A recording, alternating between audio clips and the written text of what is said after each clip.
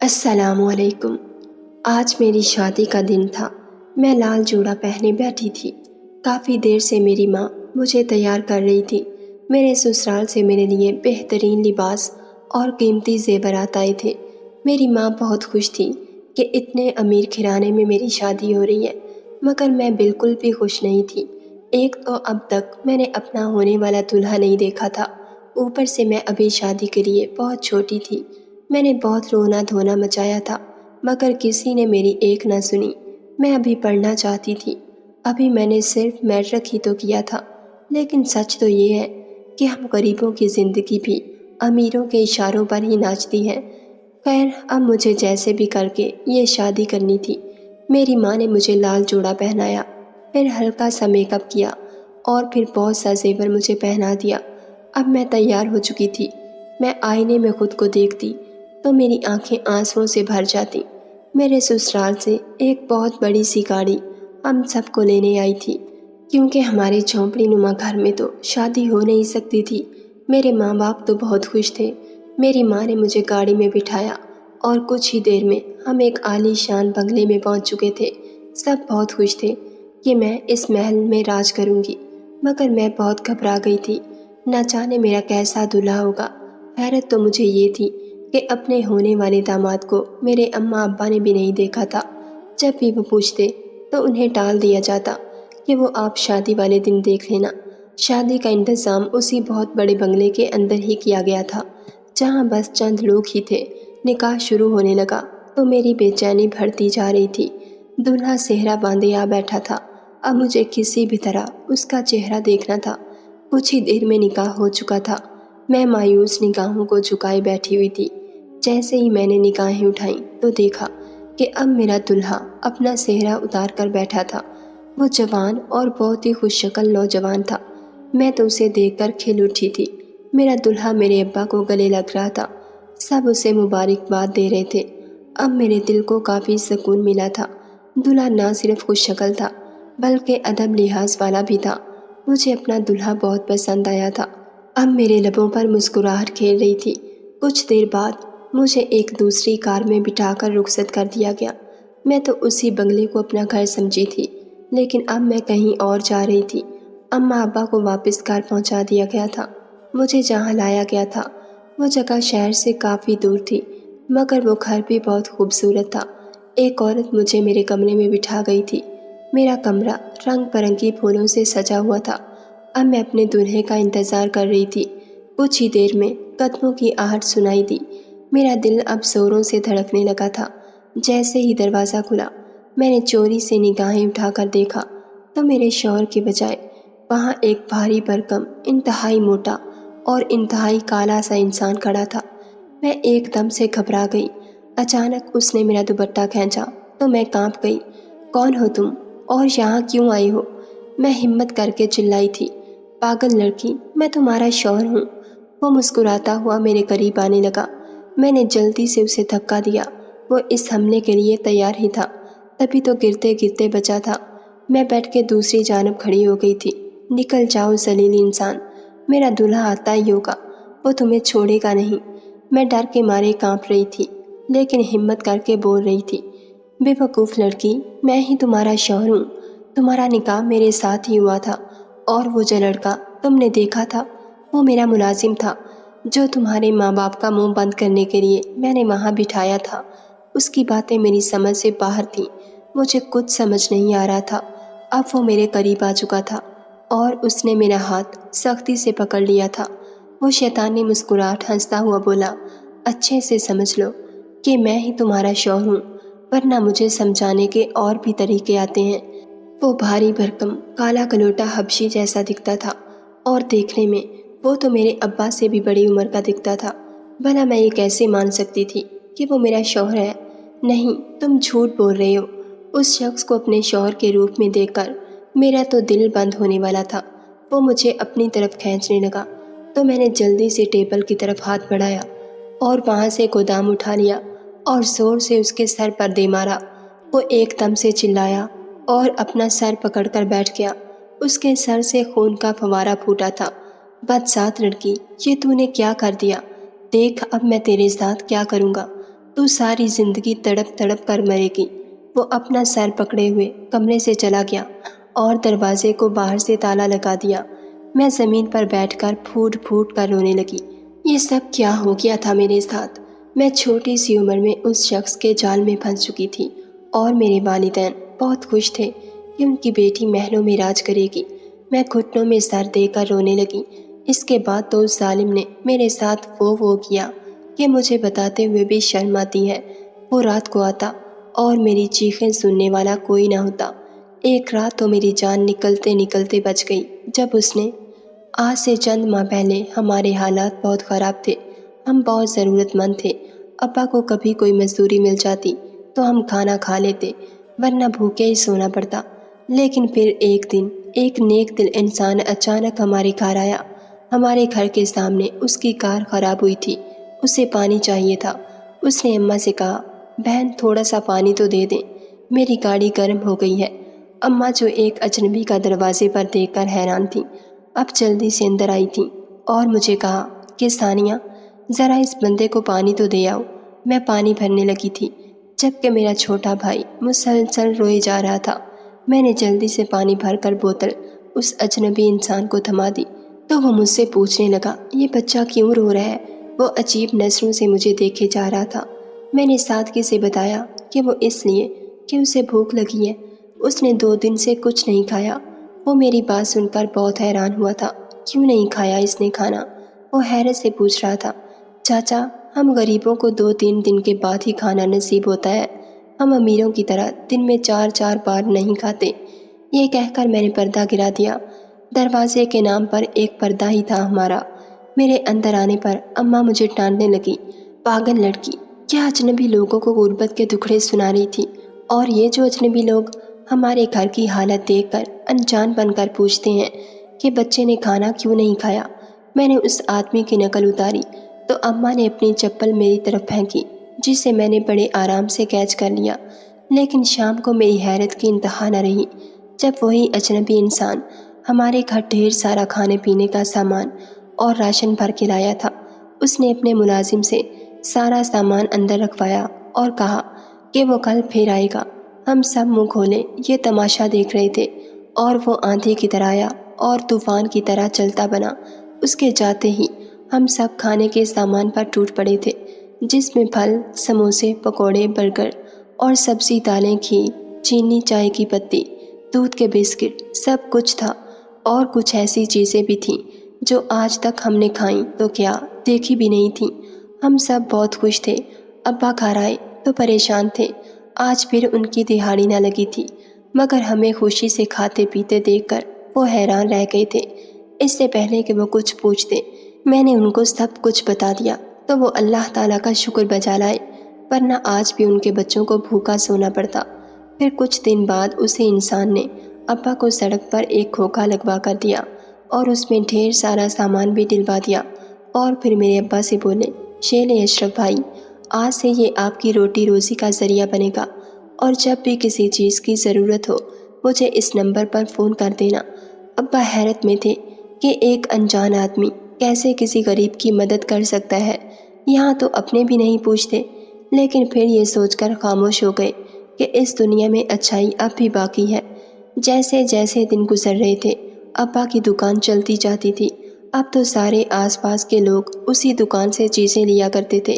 ابا کی آمدنی اچھی خاصی ہو گئی تھی، اب میں بھی سکون سے پڑھ لیا کرتی تھی، ورنہ بھوکے پیٹ کچھ پڑھا نہیں جاتا تھا۔ لیکن چند ماہ کے بعد ہی وہ آدمی جس کا نام نعیم الدین تھا ابا کے پاس آیا اور بولا کہ میرے مالک نے تمہاری بیٹی ثانیہ کا رشتہ مانگا ہے اپنے بیٹے کے لیے۔ اس کی بات سن کر ابا تو حیرت میں پڑ گئے تھے کہ بھلا جو بندہ ہمارا محسن تھا اس کا بھی مالک اور وہ بھی ہم جیسے لوگوں کے گھر میں رشتہ کرنا چاہتا تھا۔ یہ بات ابا کو کچھ ہضم نہ ہوئی، لیکن اس کا کہنا تھا کہ وہ ایک دن ہمارے گھر سامان دینے آیا تھا تو اس دن اس کے ساتھ مالک کا بیٹا بھی تھا جس کا نام نوید احمد تھا، اور نوید احمد نے ثانیہ کو دیکھ لیا۔ تب سے ان کو وہ بہت پسند آئی ہے، اور مالک کو کوئی اعتراض بھی نہیں کہ بھلا جب بیٹا راضی ہے تو وہ اس کی خوشی کے لیے کیوں منع کریں گے، جبکہ ان کو دھن دولت کا کوئی لالچ بھی نہیں تھا۔ وہ آدمی ابا کو ہر طرح سے راضی کرنے میں لگا ہوا تھا، ابا تو پہلے ہی ان کے احسانات کے بوجھ تلے دبے ہوئے تھے۔ اماں بھی پریشان ہو گئی تھیں، مگر نعیم الدین ہر طرح سے ان دونوں کو اپنے شیشے میں اتار چکا تھا۔ میں آگے بڑھنا چاہتی تھی مگر میری کسی نے ایک نہ سنی۔ ابا اماں نے خوش ہو کر ہاں کر دی اور پھر جھٹ پٹ ساری تیاریاں مکمل ہو گئی تھیں۔ نوید احمد کے والد نے ابا کو اس سب کے بدلے بہت بڑی رقم بھی دی تھی۔ اب وہ اپنا کاروبار بھی شروع کر سکتے تھے۔ میں ابھی صرف 16 سال کی تھی اور اس امیر آدمی نے میرا نقلی برتھ سرٹیفکیٹ دے کر میرا شناختی کارڈ بھی بنوا لیا تھا۔ اور یہی نہیں بلکہ روز ہی مجھے نعیم الدین کوئی نہ کوئی کاغذی کارروائی کے لیے لے جایا کرتا۔ اس نے تو میرا پاسپورٹ بھی بنوا لیا تھا۔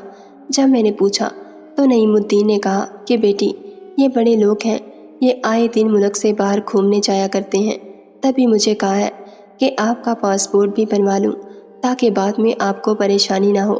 اور پھر جلدی اسی طرح مجھے نکاح کر کے اس ویرانے علاقے میں لایا گیا تھا۔ یہ سارے جھوٹ اس لیے بولے گئے تھے کہ اس بد شکل ادھیڑ آدمی سے میری شادی ہو سکے۔ اتنا بڑا دھوکہ ہوا تھا میرے ساتھ، اور میرے والدین کو بھی اس سب کا پتہ تھا یا نہیں یہ بھی میں نہیں جانتی تھی۔ میں کیا کروں؟ میں کیسے یہاں اس کے ساتھ رہوں؟ میں نے اندر سے بھی کنڈی لگا لی تھی تاکہ کوئی بھی اندر نہ آ سکے۔ میں اب تک عروسی لباس میں تھی۔ میں نے دیکھا کونے میں ایک سوٹ کیس رکھا ہوا تھا۔ میں نے جلدی سے اسے کھولا تو اس میں بہت سے کپڑے تھے، شاید یہ میرے لیے ہی ہوں گے، لیکن وہاں سارے ماڈرن ملبوسات تھے، جینز پینٹ، اور پھر مجھے ایک میکسی نظر آئی۔ میں نے جھٹ سے اسے الگ کیا اور ایک سکارف اور جینز بھی الگ کی۔ اپنا بھاری بھرکم لباس تبدیل کر کے مجھے کچھ سکون ملا تھا۔ یہ سارے لباس میرے ہی نام کے تھے، اس کا مطلب وہ لوگ مجھے کہیں اور لے جانے والے تھے۔ یا اللہ، اب میں کیسے ان کے چنگل سے نجات حاصل کر سکتی ہوں؟ میں سوچنے میں لگی۔ میں کوئی کمزور رونے دھونے والی لڑکی نہیں تھی، میں بہت ہی تیز تھی۔ اماں ہمیشہ مجھے کہتی تھی کہ ثانیہ ایسا لگتا ہے کہ تم مزدور کی بیٹی نہیں بلکہ کسی بادشاہ کی بیٹی ہے۔ میں نے اپنی ذہانت کے بیچ میں کبھی غربت کو آنے تک نہ دیا تھا، اور آج بھی مجھے خود کچھ کرنا تھا۔ میں نے اس کمرے کو اچھے سے دیکھ لیا۔ وہاں مجھے ایسی کوئی چیز نظر نہ آئی جس سے میں تالا کھولنے میں کامیاب ہوتی۔ نہ جانے رات کے کون سے پہر میری آنکھ لگ گئی۔ میری آنکھ کسی شور سے کھلی تھی۔ کوئی زور سے دروازہ پیٹ رہا تھا اور کہہ رہا تھا جلدی سے دروازہ کھولو۔ میں ہڑبڑا کر اٹھی اور جلدی سے وہی لوہے کا گلدان اپنے ہاتھ میں پکڑ لیا، کیونکہ وہ 2-3 دھکے دیتا تو کنڈی ٹوٹ جاتی۔ اب میں گھبرائی ہوئی کونے میں کھڑی تھی۔ کچھ ہی دیر میں کنڈی ٹوٹ چکی تھی اور وہ آدمی اندر آ گیا تھا۔ اس کے سر پر پٹی بندھی ہوئی تھی۔ مجھے دیکھ کر خباثت سے مسکرایا۔ واہ میری رانی، ان کپڑوں میں تو غضب ڈھا رہی ہے۔ وہ اپنی مونچھوں کو تاؤ دیتا ہوا ہنسا تھا۔ میرے قریب آنے کی بھی کوشش مت کرنا ورنہ میں تمہارا برا حشر کر دوں گی۔ میں اس کی باتوں کو نظر انداز کر کے بولی۔ میرے ہاتھ میں گلدان دیکھ کر اب وہ آرام سے ایک صوفے پر بیٹھ چکا تھا۔ سنو، میں ہی تمہارا شوہر ہوں۔ نکاح کے وقت ہم نے تمہارے باپ سے کچھ پیپر سائن کروائے تھے جن میں صاف صاف لکھا تھا کہ تم سے میرا نکاح محض ایک مخصوص مدت کے لیے کیا گیا ہے۔ میرا جب دل چاہے گا میں تمہیں اس بندھن سے آزاد کر کے اپنے ملک سوڈان واپس چلا جاؤں گا۔ ہم یہاں اکثر اپنے کاروبار کے سلسلے میں آتے ہیں اور جتنا وقت یہاں رہتے ہیں کسی حسین دوشیزہ سے نکاح کر کے اسے اپنے ساتھ رکھتے ہیں۔ وہ سگریٹ پھونکتا ہوا بولے جا رہا تھا اور مجھے میرے جسم سے جان نکلتی ہوئی محسوس ہو رہی تھی۔ میں اس پر اپنی گھبراہٹ ظاہر نہیں کرنا چاہتی تھی۔ وہ اب بھی بولتا جا رہا تھا۔ نعیم الدین ہمارا ہی ایجنٹ ہے۔ وہ غریب اور کم عمر لڑکیاں تلاش کرتا ہے، پھر ان کے والدین کو شیشے میں اتارتا ہے، ان پر بہت پیسہ خرچ کرتا ہے اور اس طرح ہمارا نکاح ہو جاتا ہے۔ لیکن تمہارا معاملہ سب سے الگ ہے۔ تم بہت بہادر لڑکی ہو اور حسین بھی ہو، اور میرا تم پر دل آ گیا ہے، اور اب تم میرے ساتھ سوڈان چلو گی جہاں میں تمہیں دنیا کی ہر آسائش دوں گا اور رانی بنا کر رکھوں گا۔ وہ بکواس کیے جا رہا تھا۔ میں لعنت بھیجتی ہوں تمہاری آسائشوں پر، میں زور سے چلائی تھی۔ وہ مسکرا کر بولا، بہت خوب، یہی ادا تو پسند آئی ہے مجھے تمہاری۔ تم آرام کرو، اب تو تم پاکستان کو جلد ہی گڈ بائی کہنے والی ہو۔ وہ یہ کہتا ہوا کمرے سے باہر چلا گیا اور دروازے کو بند کر دیا۔ میں اپنی بے بسی پر آنسو بھی نہ بہا سکتی تھی۔ مجھے جلد از جلد یہاں سے نکلنا تھا۔ مگر میں حیران تھی کہ اس نے مجھے اتنی آسانی سے چھوڑ کیسے دیا تھا۔ وہ بھاری بھرکم مرد تھا، آسانی سے مجھ پر قابو پا سکتا تھا۔ ضرور اس کے پیچھے بھی اس کی کوئی چال ہوگی، یہ لوگ کچھ اور ہی سوچ کے بیٹھے ہوں گے۔ میں انہی سوچوں میں گم تھی کہ دروازہ کھلا اور ایک لڑکا میرے لیے ناشتہ لایا۔ اسے دیکھ کر میں چونک گئی۔ تم تو وہی ہو نا جس کا میرے ساتھ نکاح ہوا تھا؟ اس سے آگے میں کچھ بول نہ پائی تھی۔ اس لڑکے نے ناشتے کے ساتھ ایک چٹھی میری طرف بڑھائی تھی۔ وہ سخت گھبرایا ہوا تھا۔ میں نے جلدی سے وہ چٹھی پکڑ کر اپنی مٹھی میں چھپا لی۔ اس کے جاتے ہی میں نے چٹھی پڑھنی شروع کی۔ اس میں لکھا تھا کہ یہ لوگ مجھے دبئی لے جا کر بیچنے کا پلان بنا رہے ہیں۔ اس نے لکھا تھا کہ جیسے بھی کر کے میں یہاں سے بھاگنے کی کوشش کروں، ورنہ یہ لوگ اپنے مقصد میں کامیاب ہو گئے تو پھر دبئی میں جو کچھ میرے ساتھ ہونے والا تھا وہ انتہائی خوفناک تھا۔ فقط تمہارا ایک ہمدرد، ایک مصیبت ختم نہ ہوتی تھی کہ دوسری شروع ہو جاتی تھی۔ میں بے بسی سے اس چٹھی کو بار بار پڑھ رہی تھی۔ میں نے اس کے پرزے پرزے کر کے ڈسٹ بین میں ڈال دیا تاکہ کسی کو شک نہ ہو۔ اللہ جانے یہ لڑکا میری مدد کرنا چاہتا تھا یا پھر یہ بھی اس کی ایک چال تھی۔ نعیم الدین کی حقیقت کھلنے کے بعد اب مجھے کسی پر بھروسہ نہیں رہا تھا۔ میں نے ناشتہ کرنا شروع کیا کیونکہ خالی پیٹ میں کمزور نہیں پڑنا چاہتی تھی۔ رات کو وہی لڑکا کھانا لایا تھا اور اس نے ایک چابی میرے ہاتھ میں تھی۔ ثانیہ جتنی جلدی ہو سکے یہاں سے نکلنے کی کوشش کرو، یہ کہتا ہوا وہ جلدی سے باہر چلا گیا۔ مجھے اب چابی مل چکی تھی، میں یہاں سے نکل سکتی تھی، مگر باہر بھی تو پہرا ہوگا۔ یہ سوچ کر میرا سر دکھنے لگا تھا۔ میں نے رات کو دیر سے نکلنے کا منصوبہ بنا لیا، شاید اس وقت باہر وہ لڑکا بھی میری مدد کو آ جائے۔ میں اب انتظار میں تھی کہ سب لوگ سو جائیں۔ رات کے 3 بجے میں نے وہ چابی اٹھائی اور دروازہ کھولنے کی کوشش کی۔ اندر اور باہر دونوں طرف سے کھلنے والا لاک تھا۔ چابی گھماتے ہی لاک کھل چکا تھا۔ میں نے ہلکا سا سر باہر نکال کر دیکھا، وہاں کوئی نظر نہ آیا۔ میں دبے پاؤں نکلی۔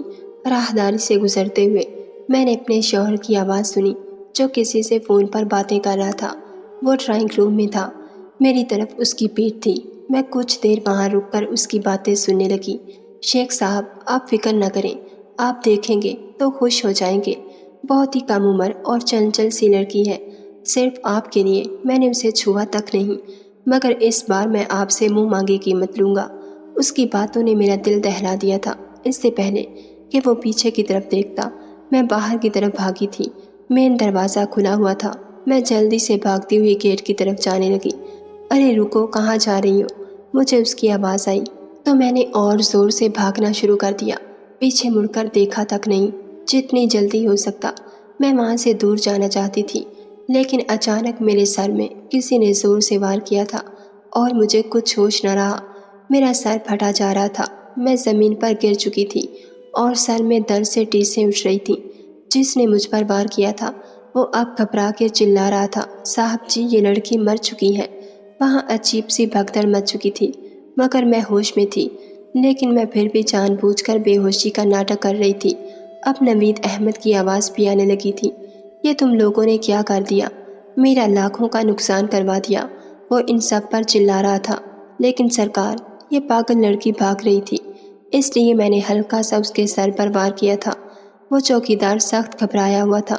ارے اب جلدی کرو، اس لاش سے جان چھڑواؤ ورنہ یہ بھی گلے پڑ جائے گی۔